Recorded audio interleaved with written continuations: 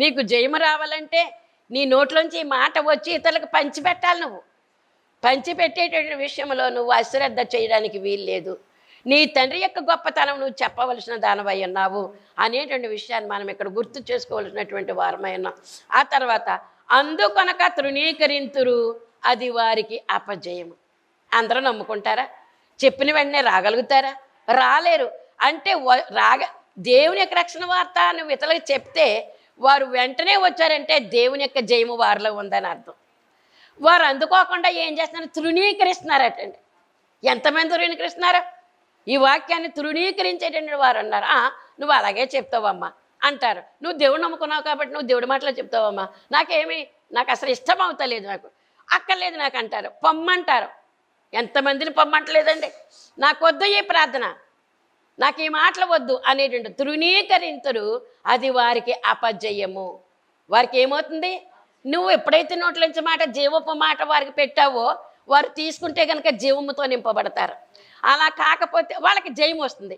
అలా కాకపోతే కనుక తృణీకరించినట్లయితే కనుక వారు ఏం పొందుతారటండి? అపజయము పొందుతారు.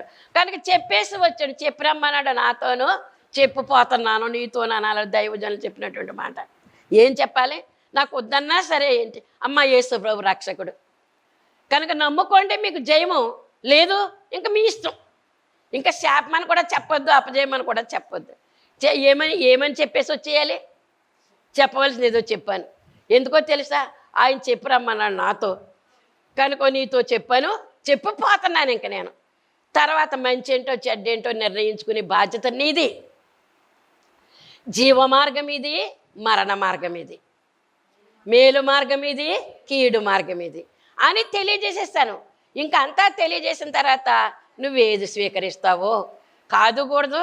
ఆ యొక్క ముళ్ళ మార్గంలో నేను వెళ్తానంటే వెళ్ళు, మంచి మార్గంలో నేను ఉంటానంటే ఉండు. రెండూ తెలియజేసాను. పిల్లలకు కూడా అదే చెప్తూ ఉండాలి.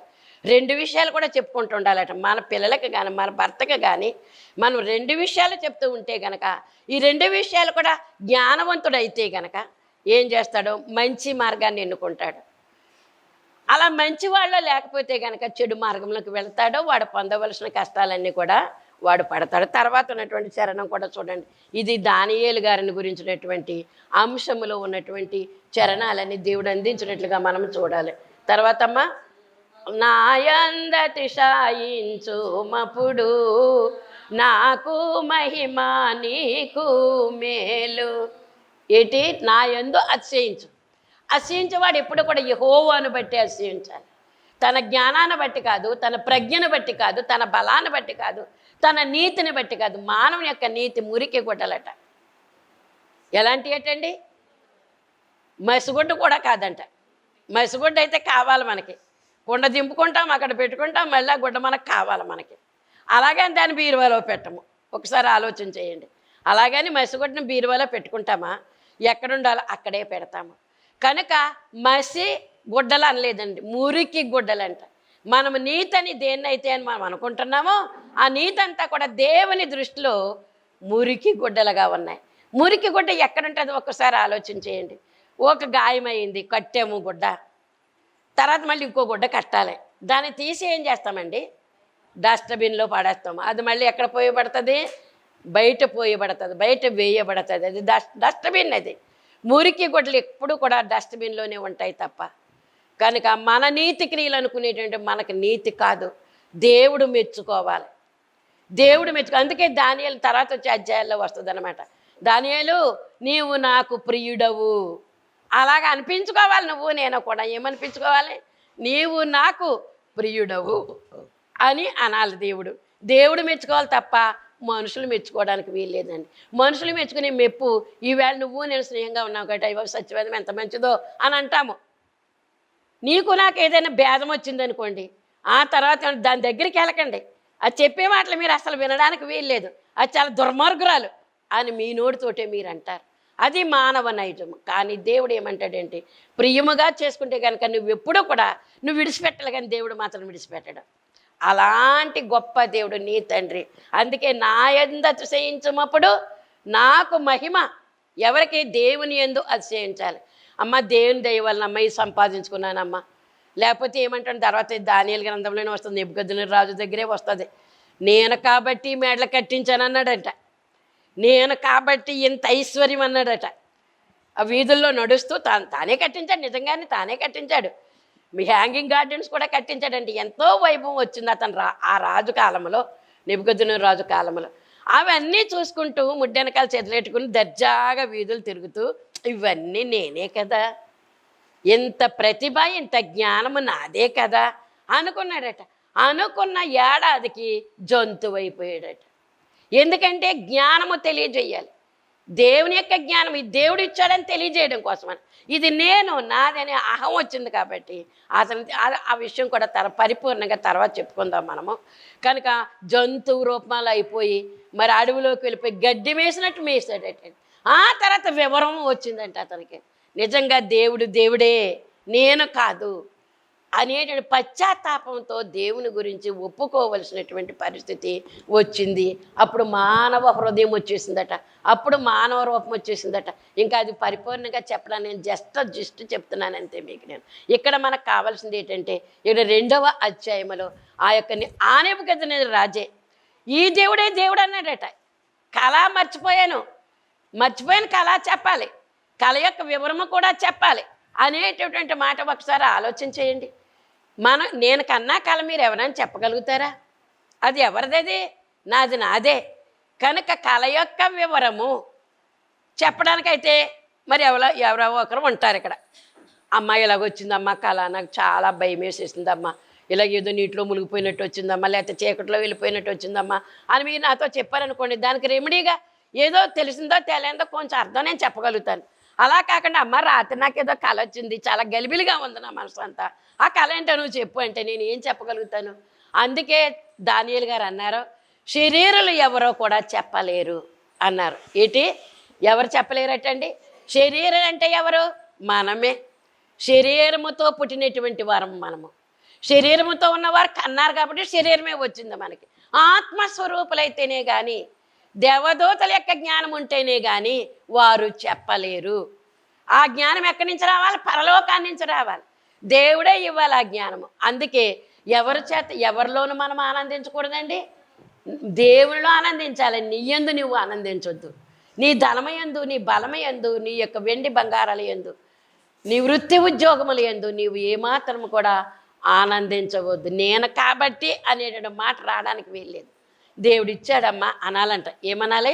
దేవుడిచ్చాడమ్మా, ఈ దేవాలయం దేవుడిచ్చాడు, ఈ గృహం దేవుడిచ్చాడు, ఈ గాజులు దేవుడిచ్చాడు, ఈ జీవితము దేవుడిచ్చాడు, దేవునికే మహిమ కలుగునుగాక అనే మాట మనం చెప్పగలగాలి. ఎంత వ్యత్యాసం ఉందో చూడండి. ఎంత కష్టపడ్డాను అనుకున్నావో ఈ వస్తువు తయారు చేసుకోవడానికి. అయ్యి బాబా రూపాయితోటి నేను ముడేసుకుని ఇంత పోగేసి అప్పుడు చేసుకున్నాను. నేను తెలుసా, నా కష్టం తెలుసా అన్నామే అనుకో, అక్కడితోటి అక్కడ అది అయిపోయిందన్నమాట. ఇంకా జీవితము ఉండదని మనం గ్రహించుకోవలసినటువంటి వారమైన ప్రతిదీ కూడా ఏం చెప్పుకోవాలంటే దేవుడు దేవుడు దేవుడు దేవుడు చేశాడమ్మా, ఇంత భాగ్యం నాకు ఇచ్చాడమ్మా, దేవుడమ్మా, ఇది నాది కాదమ్మా అని ఎప్పుడైతే మనం అన్నా. అందుకే నాయందు అతిశయించుమప్పుడు నీకేముంటుంది? నీకు మహిమ, నాకు మహిమ, నీకు మేలు. అదండి, నాకు మహిమ, నీకు మేలు. మనకు మేలు కలగాలంటే దేవుడి మీదే పెట్టుకోవాలి. దేవుడే చేస్తాడు. దేవుడే అంటే మనకు మేలు వెంబడి మేలు, మేలు వెంబడి మేలు వస్తుంది, వృద్ధి వెంబడి వృద్ధి కూడా వస్తుంది. మేలు ఒక్కటే వచ్చి ఆగిపోవడానికి వీల్లేదు. వృద్ధి వెంబడి వృద్ధి, వృద్ధి వెంబడి. ఒక విత్తనాన్ని మెట్లో వేసామనుకోండి, ఏం చూస్తాం మనము? దాని పండు కొరకో, పువ్వు కొరకో, కాయ కొరకో చూస్తాం మనం. కనుక అది అక్కడే ఉండిపోతే కనుక దాని వృద్ధి మనం ఏం చూడగలుగుతాము? మనకు పెళ్ళయిందంటే పెళ్ళయిన వెంటనే ఏమంటావు? నీళ్ళు వేసుకుందాం మీ అమ్మాయి అడుగుతామా లేదా? మీ కోళ్ళ నీళ్ళు వేసుకుందా ఏంటి, ఎంత సంపాదించావు అని అడగరు.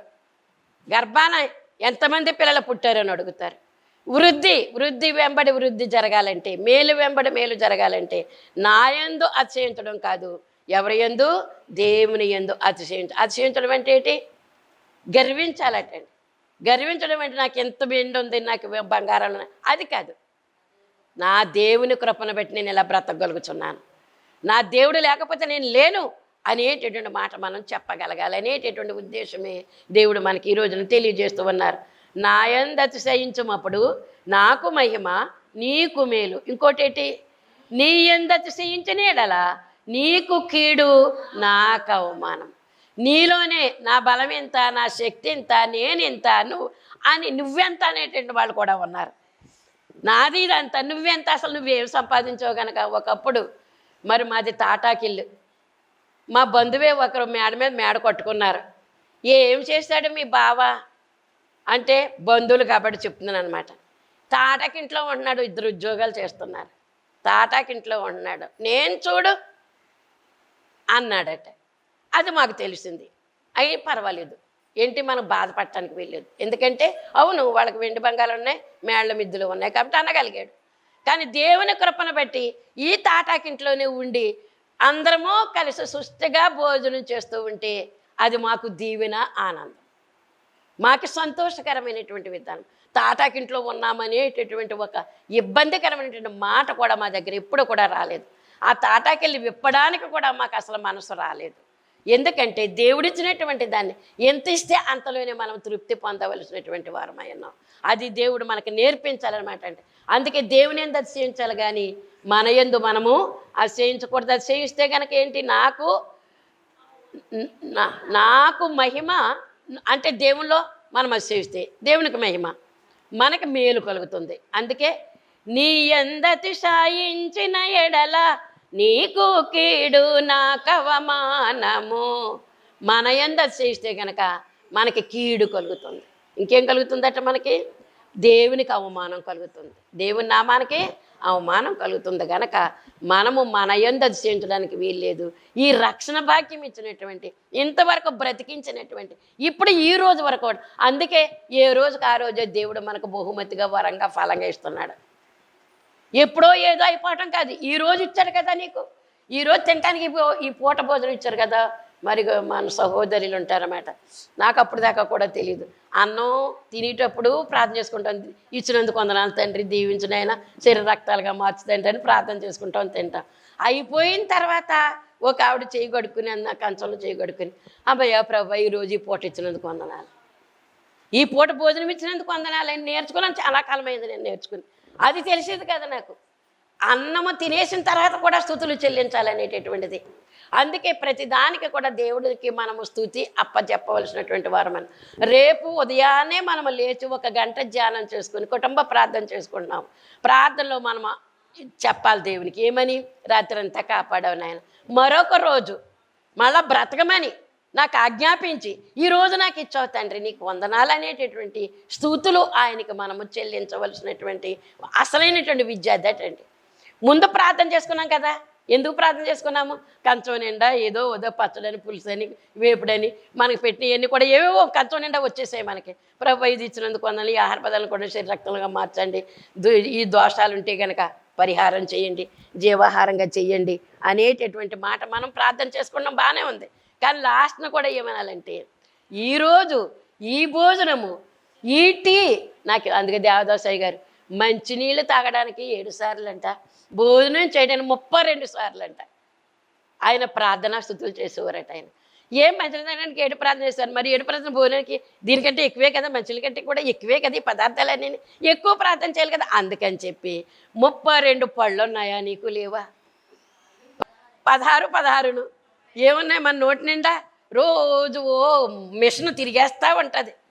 ఎంత కఠినమైనటువంటి జామకాయ అయినా సరే, ఎంత ఎముకైనా సరే, దాన్ని ఏంటంటే నమిలి ముక్కలు చేసి, నిన్నే చెప్పుకున్నాం, ఎముకలని ఏం చేశారటండి, సింహాలు దానియేలు విషయంలో పొడి చేసి ఎముకలను పొడి చేసేసేయండి. దానికి అంత శక్తి ఉంది, సింహాలు కొరికేటువంటి శక్తి. కనుక ఇవన్నీ కూడా చేయడానికి ఒక మిషన్ ఏర్పాటు చేశాడు దేవుడు. ఈ పళ్ళు ఇచ్చినందుకు నీకు వందనాలు తండ్రి అనాలంట మనం, ఈ చూపించినందుకు వందనాలు తండ్రి అనాలి, ఈరోజు ఈ భోజనం ఇచ్చినందుకు నీకు వందనాలు, ఈ రోజంతా కూడా నాకు మరి ఆరోగ్యకరంగా ఉంచుతున్నందుకు నీకు వందనాలని ఉదయాన్నే మనం అప్పచెప్పేసుకోవాలి దేవునికి. అందుకు ఆ రోజంతా కూడా దేవుడు మనకి ఎలా ఇస్తాడంటే సంతోషకరంగా ఇస్తాడు. ఒకవేళ ఏదైనా మనకి వేదన కలిగేటువంటి విషయం ఏదైనా వచ్చినప్పుడు కూడా అందులో కూడా సంతోషం వెతుక్కోవలసినటువంటి వారమైన కనుక దేవునికి అవమానము కలగకుండా మనకి కీడు కలగకుండా దేవుని యందే మనము అతిశయించవలసినటువంటి వారమై ఉన్నాం. అలాగే ఇంకోటి ఏమన్నారంటే 71వ చరణము, సమస్త దేశములందు నీకు సదుపాయములెన్నోయుండున్. ఎన్ని దేశాల్లో ఉన్నట్టండి? సమస్త దేశాలు. ఎన్ని దేశాలు ఉన్నాయి మనకి చెప్పండి?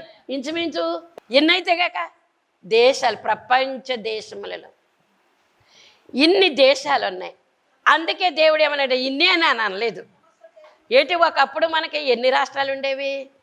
26 చేశారు. వాళ్ళ ఇష్టం, మానవ రాజ్యాలు కాబట్టి వాళ్ళు కుదించగలాలంటే కుదిస్తారు, ఎక్కువ చేయాలంటే ఎక్కువ చేస్తారు.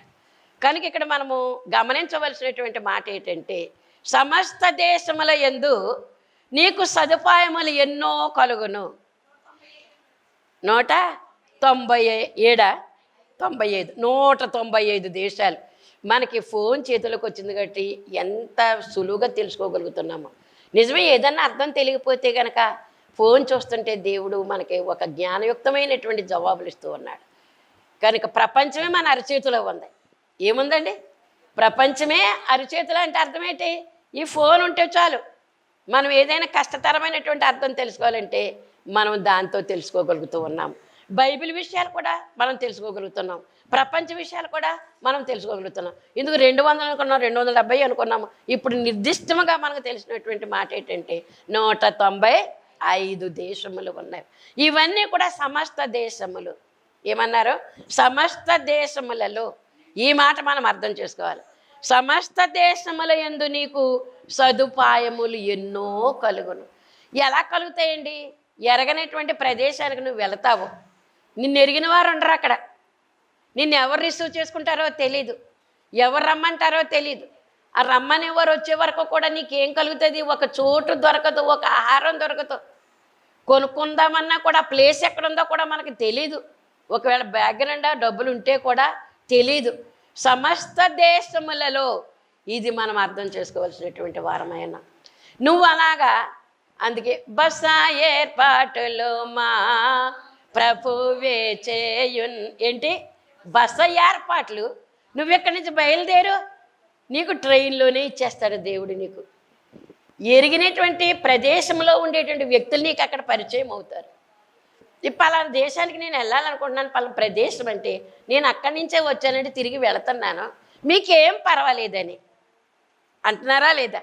అదే సమస్త దేశములందు నీకు సదుపాయములు ఎన్నో. నాతో రండి, నాతో పాటు మీరు కూడా ఉందురు. కానీ మీరు వెళ్ళవలసిన ప్రదేశానికి వెళ్ళేంత వరకు కూడా నేను సహాయం చేస్తాను. ఎందుకు? దేవునిలో నువ్వు ఉన్నావు గనక.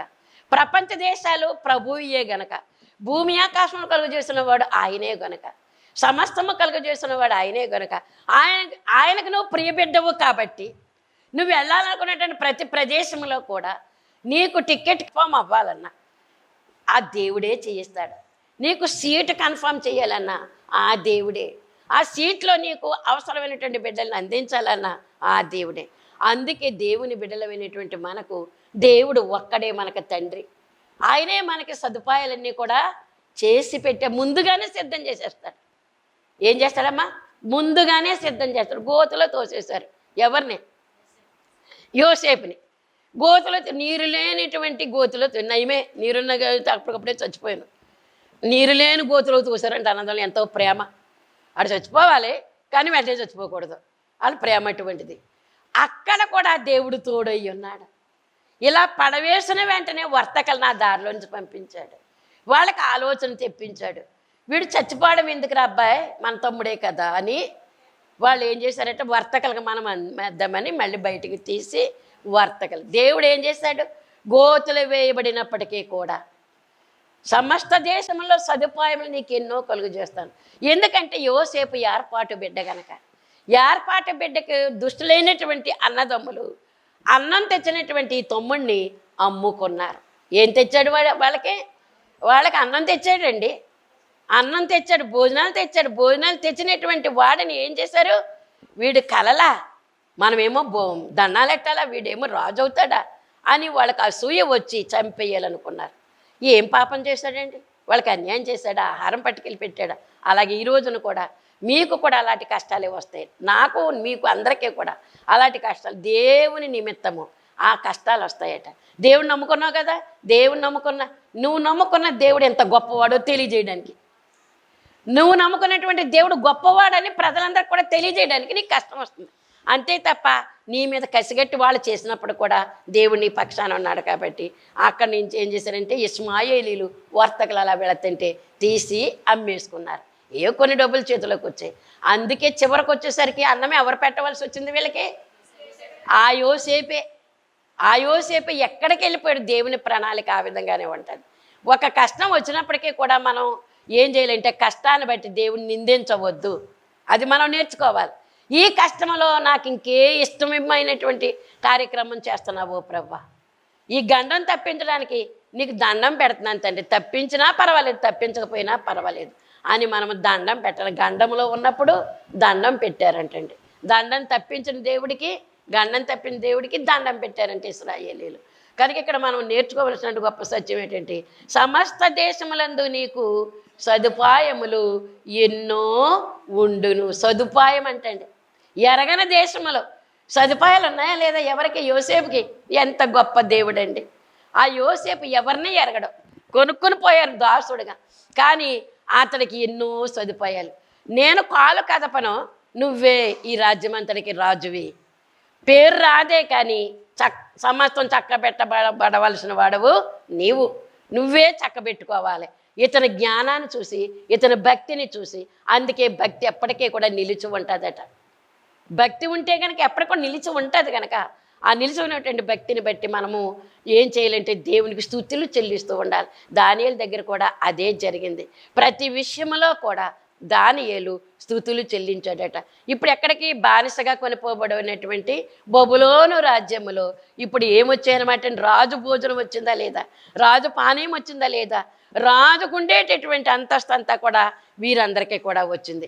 కానీ అయితే భోజనం వచ్చింది, చాలా సుఖంగా ఉంది, ఖరీదైన భోజనం, శ్రేష్టమైన భోజనం, ఎవరికి లేనిటువంటి గొప్ప భోజనం దొరికింది అని గబగబా మరి వెళ్ళిపోయి బావేసుకోలేదండి. ఎందుకో చెప్పండి? వీళ్ళు ప్రత్యేకించబడ్డారు. ఆ భోజనమేమో అపవిత్రమైన భోజనము. దేంతో అపవిత్రమైంది? విగ్రహారాధనతో అపవిత్రమైంది. ముందు పెట్టినటువంటి యొక్క ఆహార పదార్థాలన్నీ కూడా వాళ్ళకి ఇష్టమైనటువంటి దేవుడికి, వాళ్ళకి ఇష్టమైనటువంటి దేవతకు అర్పణ చేసేసారు దాన్ని. ఇదంతా కూడా దేవత నీదే, నువ్వే నాకు ఇచ్చావు అని దాన్ని దేవతలకి ఏం చేశారంటే అర్పణ చేసి పూజలు చేసి అప్పుడు వీళ్ళందరికీ కూడా వడ్డిస్తారు.